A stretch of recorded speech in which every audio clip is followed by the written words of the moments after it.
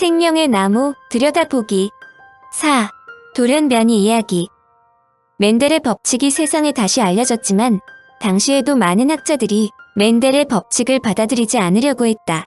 그러나 각지에서 연구가 진행될수록 점차 많은 사람들에게 멘델의 가설이 받아들여졌는데 그것은 멘델이 다윈처럼 옳은 길을 들어섰기 때문이다.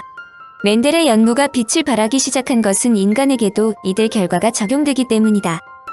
특히 상처가 난 후 피가 잘 멎지 않는 혈우병에도 적용된다는 것이 큰 화제를 불러일으켰다. 이 병이 있는 사람은 사소한 상처에도 피를 많이 흘렸기 때문에 치명적인데 러시아 니콜라이 2세 황제의 아들 알렉스가 혈우병을 앓고 있으므로 유럽에서 매우 잘 알려진 병이었다. 고대로부터 혈우병은 유전된다는 것이 잘 알려져 있었다. 유대인의 풍습에 의하면 8살 된 남자아이는 반드시 할례를 해야 했다. 만약 할례를 하지 않는 경우 신이 자신의 신성한 약속을 한 대상자로 간주하지 않기 때문이다. 그런데 할례로 첫째 아들과 둘째 아들이 과다출혈로 사망하면 셋째 아이는 할례를 하지 않았다. 더욱이 아들이 여자의 첫째 남편 또는 둘째 남편에서 얻어졌든 간에 상관없이 할례는 면제되었다. 유대인들도 이런 출혈 질환이 어머니에 의해서 운반되어 아들에게 전해진다고 인식했기 때문이다. 유대인들이 유전학의 식견에 대해 알지 못했음에도 사람의 질병과 유전 양상을 연결시킨 것이다. 바로 이런 특이한 혈우병은 멘델의 법칙으로 설명될 수 있다. 한마디로 혈우병도 꽃의 색깔처럼 유전되는 것이다. 이런 사실을 확인하자 학자들은 인간을 포함한 다른 생명체에도 유전 입자들이 틀림없이 존재할 것이라고 확신했다. 그런데 이것들이 어디에 있느냐가 문제였다. 이 단위들을 추후에 유전자라고 명명되었는데 유전자는 세대에서 세대로 전달되며 결코 혼합되지 않기 때문에 유용한 형질을 보존하고 결국 집단 전체로 퍼뜨릴 수 있으며 후대의 일이지만 디옥시리보액산으로 더 잘 알려져 있다. DNA는 마치 비틀림 사다리처럼 생겼고 정보는 사다리의 가로막대에 새겨져 있다. 가로막대는 염기라고 불리는 한 쌍의 화학물질로 만들어져 있는데 이것은 아데닌, 구아닌, 시토신, 티민 등 4개로 되어 있다. 보통 수천 개의 염기쌍으로 이루어진 DNA의 모임인 유전자는 단백질을 만들어내는 조리법이다. 칼 짐머의 설명을 인용한다. 단백질을 만들기 위해서 우리의 세포는 한 줄짜리 버전을 만들어내고 RNA는 단백질을 제조하는 부분으로 이동한다. 단백질은 DNA나 RNA처럼 여러 개의 분자가 사슬 모양으로 늘어선 것이지만 염기로 되어 있지는 않다. 단백질은 염기가 아닌 아미노산이라고 하는 기본 요소의 결합으로 만들어진다. 우리의 세포는 RNA의 염기에 암호화된 정보를 이용하여 적절한 아미노산을 끌어모아 사슬 모양으로 만든다. RNA 한 조각이 처음부터 끝까지 다 해독되면 새로운 단백질을 만드는 작업이 완료된다. 새로운 단백질 속의 원자들은 상호 간의 인력으로 인해 마치 저절로 접히는 수천 가지의 역할, 이를테면 세포막에 구멍을 만들거나 손톱을 단단하게 하는 등의 일로부터 산소를 폐해서 혈류 속으로 옮기는 일까지 다양한 작업을 할 수 있다. 멘델이 완두콩에서 찾아낸 3대 1의 비율 뒤에는 DNA 조리법이 현 세대에서 다음 세대로 전달되는 방법이 숨어 있다. 그러나 대부분의 형질이 유전되는 방식은 멘델이 완두콩을 기르며 알아낸 것보다 훨씬 복잡하다. DNA가 조리법이라면 우리의 몸은 모든 요리이다. 아무리 유명한 요리사일지라도 요리를 하다가 실수를 하게 마련이다. 소금을 많이 치는 경우도 있고 소금을 쳐야 할 곳에 설탕을 넣는 경우도 있다. DNA 요리도 마찬가지이다. DNA 여러 조각이 원래 위치에서 떨어져 나와 다른 데 가서 붙어 자신이 들어있는 유전자를 바꿔버리기도 하며 세포 분열 시 DNA가 복사되는 과정에서 어떤 유전자 일부가 복제되기도 하고 유전자 한 벌이 통째로 복제되기도 한다. 이와 같은 과정에서 태어난 것을 돌연변이라고 한다.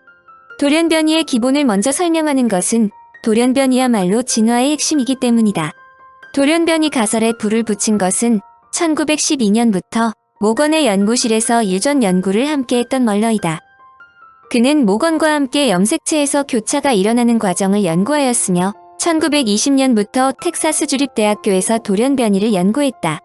1926년 멀러는 X선을 죄어주면 유전 형질에 돌연변이가 일어난다는 사실을 발견하여 인위적인 돌연변이 유발과 변이된 유전자를 이용한 유전 형질 연구에 전기를 이루었다.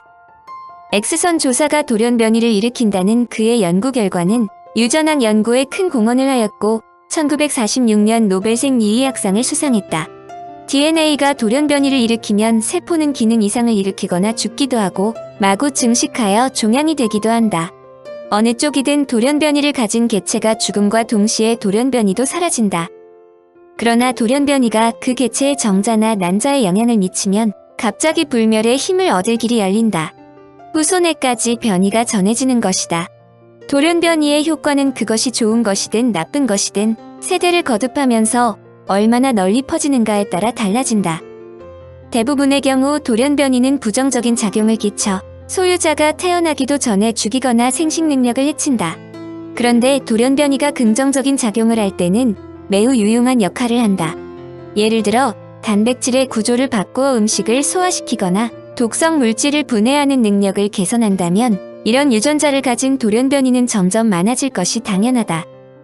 이 경우 학자들은 이 돌연 변이가 다른 것들보다 생존에 더 적절해졌다고 말한다. 1930년대 학자들은 종들의 다양성과 화석의 증거에 눈을 돌리기 시작하여 생태학, 동물학, 고생물학에서 새로운 요소를 접합시키기 시작했다.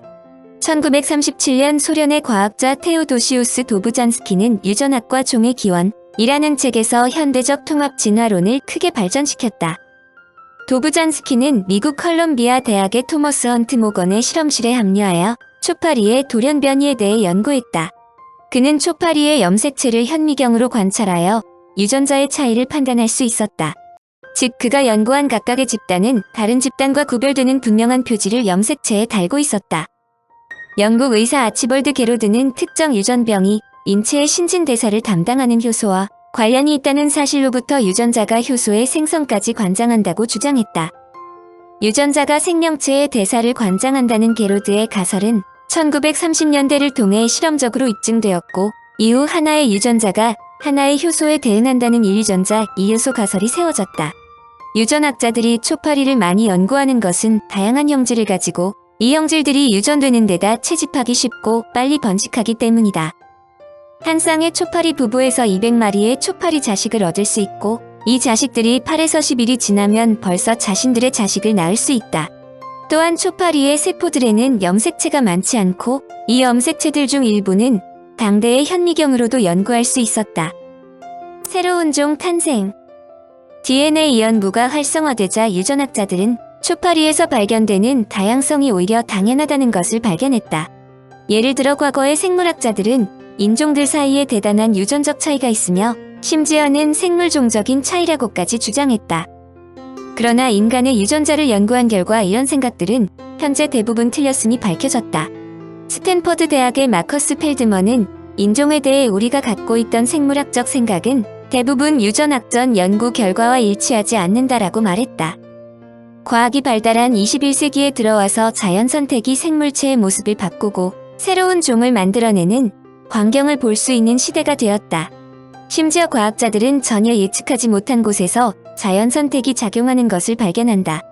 다윈의 세 가지 기본 개념을 간단하게 복제, 변화, 경쟁을 통한 보상인데 어디서든지 다윈의 진화 이론을 느낄 수 있다는 것이다. 위의 설명은 근대의 과학 발전으로 알려진 것이지만 다윈과 동시대에 살았던 맨델이 식물 교배에 관한 실험 보고서를 통해 유전이 혼합의 과정이 아니라 각각의 형질을 개별적인 단위로 보존한다는 것을 보여주었다는 데 중요성이 있다. 붕어빵이라는 말이 있다.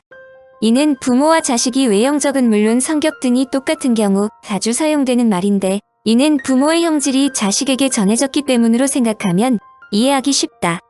한마디로 부모와 자식은 다른 사람보다 유전적으로 동일한 유전인자를 갖고 있다는 뜻이다. 추후의 연구에 의한 돌연 변이에 대한 과정도 상세하게 밝혀졌다. 염기가 복제될 때 100억 번에 한 번꼴로 문자 하나를 빼먹거나 추가하거나 또는 틀린 문자를 복제하는 실수가 발생한다. 이것이 돌연 변이다. 그런데 이것이 유전되는 것은 잘못된 DNA 배열 역시 올바른 배열과 마찬가지로 정확하게 복제되기 때문이다. 일부 돌연 변이는 조용하다. 즉 돌연 변이 유전자가 만드는 단백질의 기능에 아무런 효과를 미치지 않는다. 드물게 돌연 변이를 통해 기능이 향상된 유전자가 만들어지기도 한다. 이때 자연 선택 과정을 통해 전체 종이 점진적으로 유리한 방향으로 변한다. 그러나 돌연 변이가 중요한 단백질의 변화를 가져와 그 생물에게 해를 끼치거나 죽음도 갖고 온다. 돌연변이에 의해 오히려 퇴화되며 이것이 요인이 되어 결국 전체 종이 멸종할 수도 있다. 돌연변이의 형태는 수없이 많이 있다. 이 점이 학자들을 가장 곤혹스럽게 만드는 것인데, 여하튼 돌연변이는 또한 정확한 암호를 가진 유전자들이 염색체상에서 엉뚱한 위치에가 붙음으로써 발생할 수 있다. 세포 분열의 간기와 전기 동안의 기다란 DNA 코일은 세포의 곳곳에 산만하게 감겨 있다가 뭉쳐지면서 염색체를 이룬다. 개개의 암호 배열인 유전자가 처음으로 염색체상에 분명한 띠로 보이는 것은 이 단계다. 모든 유전자는 매번 똑같은 염색체상에 똑같은 순서로 정렬한다. 그러나 DNA 복제 또는 염색체 분리 때 일부 유전자가 엉뚱한 염색체에 붙거나 염색체는 제대로 찾더라도 염색체상의 엉뚱한 장소에 붙을 수 있다. 유전적으로 발생하는 질병도 돌연변이로 설명하기도 한다. 전 세계적으로 신생아 중 2%는 유전적 결함을 지니고 태어난다. 자연유산 중 40에서 50%는 염색체 이상 때문이며 유아 사망자 중 약 40%는 유전 질환 때문이다. 모든 어린이 중 30%, 어른 중 10%는 생애 중 언젠가는 유전적 장애 때문에 병원을 간다. 이는 에드워드 이스트가 담배나무를 연구한 후 얻은 결론과 일치한다. 그는 환경 조건의 변화가 없는 상황인데도 담배나무에 나타나는 어떤 변화들은 유전자 자체에서 자연 발생적으로 일어나는 돌연변이의 결과라는 것을 발견했다. 즉, 유전 암호에 일어나는 돌연변이와 마찬가지로 이러한 염색체 돌연변이 역시 세포나 생물의 생존 능력을 유리하게 또는 불리하게 변화시킬 수 있다는 것이다. 이런 돌연변이도 자연 선택 과정에서 매우 중요하다. 돌연변이로 얻은 획득 형질이 자손에게 유전되기 때문에 돌연변이가 유리한 특성을 부여한다면 그 덕분에 살아남은 생물들은 계속 번창할 수 있기 때문이다. 학자들은 다윈이 멘델의 논문을 읽었거나 직접 만날 수 있었다면 그의 진화론은 획기적으로 변모했을 것으로 생각한다. 특히 그의 변이에 대한 설명은 상당히 교정되었을 것으로 생각한다. 과학사들의 연구에 의하면 멘델이 독일어판 종의 기원을 읽었던 것으로 알려진다. 그러므로 멘델이 자신의 연구가 다윈의 주장에도 적용될 수 있다는 사실을 알았을 것이 틀림없지만 다윈에게 연락하지 않았다. 다윈의 경우에도 멘델의 연구 결과를 반복해서 인용한 비렐름 올버스 포케의 유명한 논문을 깊이 연구했던 것으로 알려져 있지만 그 결과를 자신의 주장과 연결시키지 못했다.